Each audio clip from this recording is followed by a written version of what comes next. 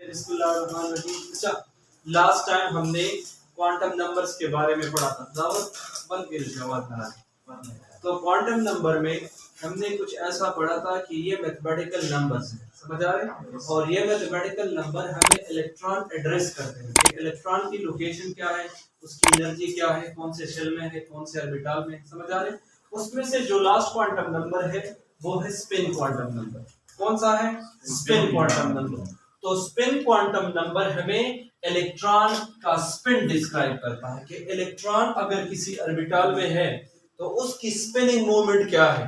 Suppose एक ही orbital है और उसमें ये सिंगल इलेक्ट्रॉन है, तो ये सिंगल इलेक्ट्रॉन की मैग्नेटिक ओरिएंटेशन इन स्पिनिंग क्या है। अब देखिए, ओरिएंटेशन तो हमें पता है कि 3D में है, लेकिन स्पिनिंग क्या है। आए ऐसे स्पिनिंग कर रहे हैं, समझ आ रहा है, या ये ऐसे स्पिनिंग कर रहे हैं, मतलब कि क्लॉकवाइज स्पिनिंग कर रहे हैं या एंटी क्लॉकवाइज स्पिनिंग कर रहे हैं। तो ये क्वांटम नंबर हमें इलेक्ट्रॉन की स्पिनिंग प्रोबेबिलिटी के बारे में बताता है। अब एक पॉइंट हमेशा याद रखिए कि अगर आपके पास एक सिंगल इलेक्ट्रॉन है तो 100% श्योरिटी के साथ आप नहीं कह सकते कि ये इसकी जो स्पिनिंग है क्लॉकवाइज है या एंटी क्लॉकवाइज है। अब आप ये 100% श्योर नहीं कह सकते कि इलेक्ट्रॉन ऐसे स्पिनिंग कर रहे हैं क्लॉकवाइज या ऐसे स्पिनिंग कर रहे हैं एंटी क्लॉकवाइज।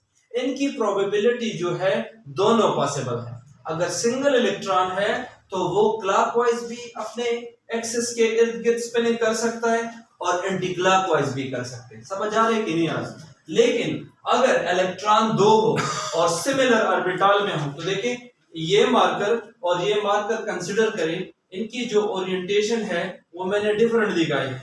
अगर ये इलेक्ट्रॉन क्लॉकवाइज स्पिनिंग कर रहे हैं तो ये इलेक्ट्रॉन एंटी क्लॉकवाइज करेगा, समझ आ रहे कि नहीं आ रहा। अगर सिमिलर ऑर्बिटल में है तो, लेकिन अगर दो डिफरेंट ऑर्बिटल में एक एक है तो again probability remain the same कि वो क्लॉकवाइज भी हो सकता है और वो एंटी क्लॉकवाइज भी हो सकता है। वैसे थ्योरेटिकली अगर बात की जाए कि सबसे ज्यादा हम किस चीज को तरजीह दें, आया अगर सिंगल इलेक्ट्रॉन किसी ऑर्बिटल में है तो वो क्लॉकवाइज है या एंटी क्लॉकवाइज है। तो देखिए थ्योरेटिकली हम प्रोबेबिलिटी का अंदाजा 50-50 लगाते हैं कि क्लॉकवाइज भी हो सकता है और एंटी क्लॉकवाइज भी। लेकिन जनरली स्पीकिंग, मतलब ये लिटरेचर में नहीं है, लेकिन अगर जनरल हम देखें और कायनात के जितने नेचुरल बॉडीज हैं और उनकी जरा आप स्पिनिंग देख लें, तो जितने भी नेचुरल बॉडी है, मैक्सिमम नेचुरल बॉडीज की जो स्पिनिंग है वो एंटी क्लॉकवाइज है। वो क्या है? एंटी क्लॉकवाइज है। जनरल डिस्कशन कर रहा हूं, लिटरेचर से नहीं, समझ आ रहे। जो मैक्रोस्कोपिक बॉडीज हैं, आप प्लैनेट्स देख लें, समझ आ रहे, उनकी स्पिनिंग अगर आप देख लें वो एंटी क्लॉकवाइज है, समझ आ रहे। इसी तरह एक टिपिकल बात भी बहुत ज्यादा फेमस है, अगर आपने देखा होगा हज के दौरान जब हम तवाफ करते हैं तो आपने उसकी वो देखी है ना, तो नेचुरल जितने भी फिनोमिनन है, नेचुरल जो बॉडीज है, हम ऐसे ही एज्यूम करते हैं कि वो नेचुरली एंटी क्लॉकवाइज है। तो अगर सिंगल इलेक्ट्रॉन है उसकी प्रोबेबिलिटी दोनों पॉसिबल है, क्लॉकवाइज भी पॉसिबल है और एंटी क्लॉकवाइज भी पॉसिबल है। लेकिन जनरली अगर स्पीकिंग, क्योंकि इलेक्ट्रॉन भी एक नेचुरल बॉडी है, तो हम ऐसे ही एज्यूम कर सकते हैं कि इलेक्ट्रॉन भी एंटी क्लॉकवाइज हो सकता है, समझ आ रहे कि नहीं। अगर दो इलेक्ट्रॉन सिमिलर उसमें हो, ऑर्बिटल में हो, तो एक की स्पिन जो है क्लॉकवाइज होगी और दूसरे की एंटी क्लॉकवाइज। तो ये स्पिनिंग हम ऐसे एज्यूम करते हैं। अब इसके लिए कोई रूल नहीं है कि पॉजिटिव को क्लॉकवाइज कहा जाए या एंटी क्लॉकवाइज के लिए पॉजिटिव कहा जाए। दीज आर कन्वेंशंस, आपकी मर्जी है, समझ आ रहे। अगर दो इलेक्ट्रॉन किसी सिमिलर ऑर्बिटल में है तो इसकी स्पिनिंग के आगे हम लिखते हैं ±1/2 अगर सिंगल इलेक्ट्रॉन है, यानी ये +1/2 भी हो सकता है और ये -1/2 भी हो सकता है। लेकिन अगर एक ही ऑर्बिटल में दोनों गिवन है तो देखिए एक की स्पिन जो है वो क्लॉकवाइज कंसीडर की जाएगी और दूसरों की जो स्पिन है वो एंटी क्लॉकवाइज कंसीडर की जाएगी। देखिए उसका एक रीजन है, ये इलेक्ट्रॉन सिमिलर ऑर्बिटल में है, समझ आ रहे। सपोज यही एस ऑर्बिटल है और उसमें ये एक ही इलेक्ट्रॉन है, अगर सिंगल है तो प्रोबेबिलिटी 50-50 है, क्लॉकवाइज भी हो सकता है एंटी क्लॉकवाइज भी हो सकता है। लेकिन अगर सेम एस ऑर्बिटल है तो दो इलेक्ट्रॉन की स्पिन ओरिएंटेशन सेम नहीं हो सकती, जो आगे जाके हम जरूर में दोबारा रिपीट करेंगे। तो अगर सेम ऑर्बिटल में है एक अगर क्लॉकवाइज है दूसरा एंटी क्लॉक, उसकी एक वजह है, अगर दोनों क्लॉकवाइज है दोनों एक दूसरे को रिपेल करने की कोशिश करेंगे तो ऑर्बिटल अनस्टेबल होगा। So for the sake of stability ये एक ही स्पिन ऑपोजिट होती है ताकि ये एक दूसरे के इफेक्ट को कैंसिल कर सके और ओवरऑल जो ऑर्बिटल है वो हमें स्टेबल मिले। देखिए अगर यही दो इलेक्ट्रॉन है, एक की स्पिन जो है +1/2 है और दूसरे की -1/2 है, तो दोनों एक दूसरे की ओरिएंटेशन को कैंसिल आउट करते हैं तो नेट रिजल्ट 0 आता है, लिहाजा ये ऑर्बिटल स्टेबल होगा। एक और पॉइंट अभी नोट कर लें, ऐसा एटॉमिक ऑर्बिटल जिसमें सिंगल इलेक्ट्रॉन हो, समझ आ रहे, जिसमें अनपेयर्ड इलेक्ट्रॉन हो, ये चीजें मैग्नेट अपनी तरफ अट्रैक्ट करता है, जो एमओटी में आगे जाके पढ़ेंगे। तो इस बिहेवियर को पैरामैग्नेटिज्म कहते हैं। क्या कहते हैं? पैरामैग्नेटिज्म। अगर आपसे पूछा जाए कि इन तीनों में से कौन सा ऑर्बिटल है जो पैरामैग्नेटिक इन नेचर है, तो ये जो ऊपर दो है ये पैरामैग्नेटिक इन नेचर है, सिंगल ऑर्बिटल है, सिंगल इलेक्ट्रॉन है, इसकी अपनी पार्टिकुलर स्पिन है और इसकी अपनी पार्टिकुलर स्पिन है और कोई भी एक दूसरे के इफेक्ट को कैंसिल तो नहीं कर रहा, तो लिहाजा इसकी नेट स्पिनिंग पॉसिबल है। लेकिन अगर एक ही ऑर्बिटल है और एक की स्पिनिंग क्लॉकवाइज है और दूसरे के एंटी क्लॉकवाइज है तो वो एक दूसरे के स्पिन को कैंसिल आउट करते हैं। ऐसे चीजों को कहते हैं डायमैग्नेटिक, जो मैग्नेट अपनी तरफ अट्रैक्ट नहीं करता। तो एलिमेंट की इसी तरह हम फिर क्लासिफिकेशन करेंगे एमओटी में कि अगर कोई एलिमेंट कंपाउंड या मॉलिक्यूल बनाएगा तो वो कंपाउंड या मॉलिक्यूल पैरामैग्नेटिक होगा या डायमैग्नेटिक, इंशाल्लाह उधर जाके डिस्कस करेंगे। समझ आ रहे हैं? अब देखिए अगर आपके पास p ऑर्बिटल है, इधर देखिए, और p में सपोज 3 है, px py और pz, अगर आपके पास सिर्फ एक ही इलेक्ट्रॉन है और आपसे पूछा जाए कि इसमें से कौन से पॉसिबिलिटी करेक्ट है, तो देखिए ये इलेक्ट्रॉन इधर भी हो सकता है, दूसरी पॉसिबिलिटी ये है कि ये इलेक्ट्रॉन यहाँ पे भी पॉसिबल है, तीसरी पॉसिबिलिटी ये है कि इलेक्ट्रॉन इधर हो, चौथी पॉसिबिलिटी ये है कि यही इलेक्ट्रॉन गिवन हो मगर उसकी ओरिएंटेशन क्या हो, एंटी क्लॉकवाइज हो, डिफरेंट हो। समझ आ रहे? ये भी प्रोबेबिलिटी हो सकती है कि यहाँ हो और एंटी क्लॉकवाइज हो, और इसी तरह ये भी। तो ये सारे पॉसिबिलिटीज हमारे पास हो सकती है। अगर p ऑर्बिटल है और उसमें 2 इलेक्ट्रॉन है, समझ आ रहे कि नहीं आ रहे? तो हमेशा याद रखिएगा कि एक ही ऑर्बिटल में अगर 2 इलेक्ट्रॉन है सपोज s में, तो एक क्लॉकवाइज और दूसरा एंटी क्लॉकवाइज। लेकिन अगर सिर्फ 2 ही इलेक्ट्रॉन है तो कभी भी आपने ये गलती नहीं करनी कि उसको फिल्ड करना है। हम रूल में आगे पढ़ेंगे। सबसे पहले हम सिंगल पेयरिंग करेंगे, तब तक सिंगल पेयरिंग करेंगे जब ऑर्बिटल हाफ फिल्ड हो, और हाफ फिल्ड के बाद हम क्या करेंगे, डबल पेयरिंग करेंगे। समझ आ रहे? तो ये ऐसा भी पॉसिबल है और ये p ऑर्बिटल ऐसा भी पॉसिबल है कि एक क्लॉकवाइज हो दूसरा एंटी क्लॉकवाइज।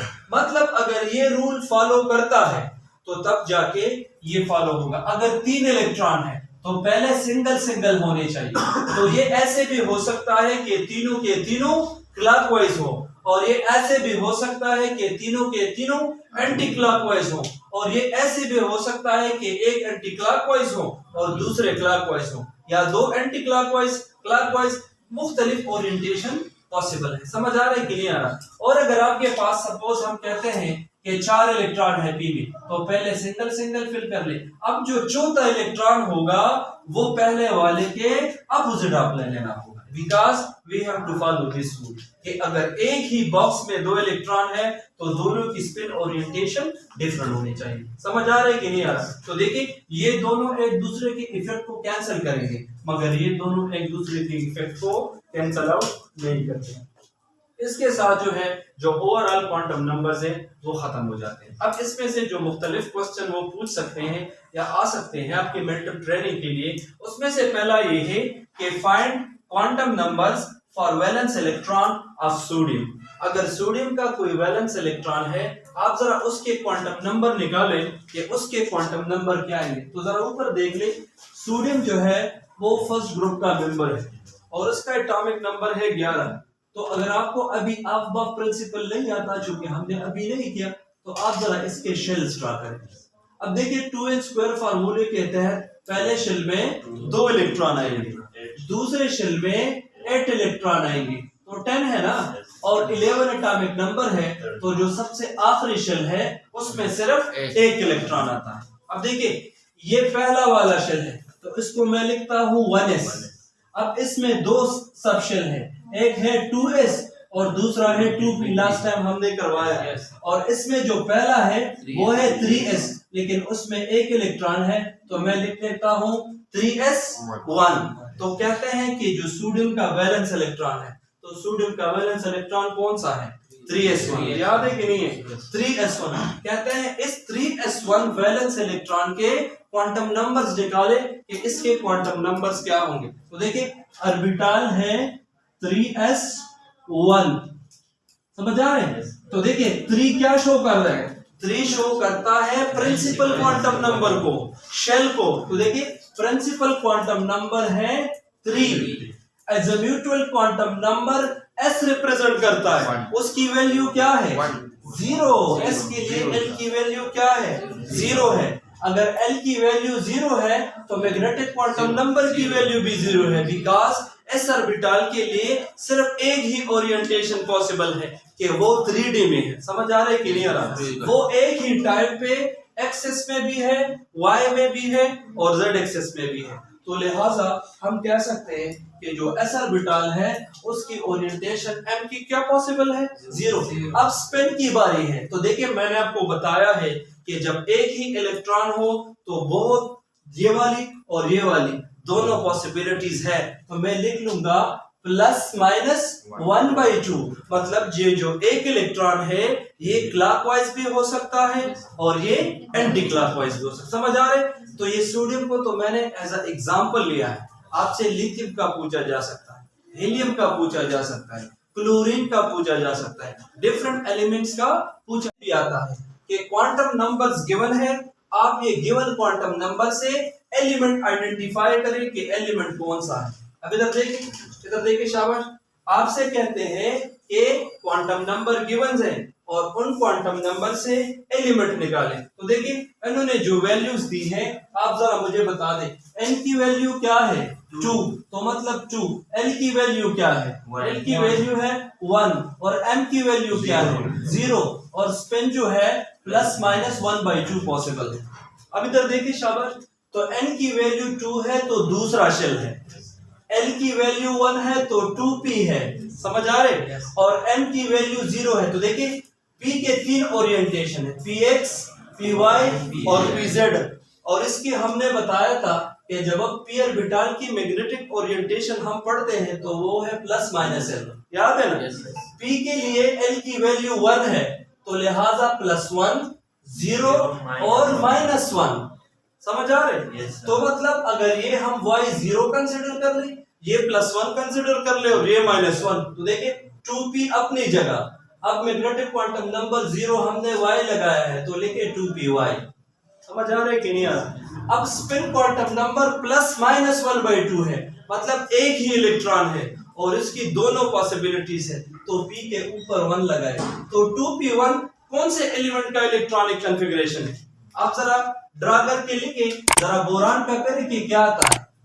बोरान का जरा ड्रा करें, आपको खुद पता चल जाएगा कि ये एलिमेंट कौन सा है, कि 2p1 किस एलिमेंट का इलेक्ट्रॉनिक कॉन्फ़िगरेशन है। वैसे भी यहाँ देखिए, अगर आपको नहीं आता तो शॉर्टकट ट्रिक जरा सीख लें। इधर देख लें, ये दोनों है s ब्लॉक एलिमेंट, इनका वैलेंस इलेक्ट्रॉन होगा s1, इसका s2 और इसका क्या होगा? ये p ब्लॉक है तो ये है p1, ये p2, ये p3, p4 और इसी तरह चलते जाए। अब देखिए 2p1 है तो ये थर्ड ग्रुप का मेंबर है। समझ आ रहा है कि नहीं आ रहा? और थर्ड ग्रुप में अगर देखिए हाइड्रोजन सबसे टॉप पे है पहले ग्रुप के ऊपर। समझ आ रहे हैं? तो ये पीरियड नंबर 1 को शो करता है और इसके जो नीचे है पीरियड नंबर 2 को शो करता है, इसके जो नीचे है पीरियड नंबर 3 को और इसी तरह चलते जाए। तो ये जो एलिमेंट है पीरियड नंबर 2 पे है और 1 पे है जी। तो ग्रुप 3 में जो टॉप मेंबर है कौन सा है? बोरान है ना, तो ये एलिमेंट बोरान है। समझ आ रहा है कि नहीं आ रहा? तो कभी कभार ऐसे क्वेश्चन जो है आपसे ये लोग कर सकते हैं। इसके साथ जो क्वांटम नंबर्स है इनका टॉपिक खत्म हो जाता है। अच्छा।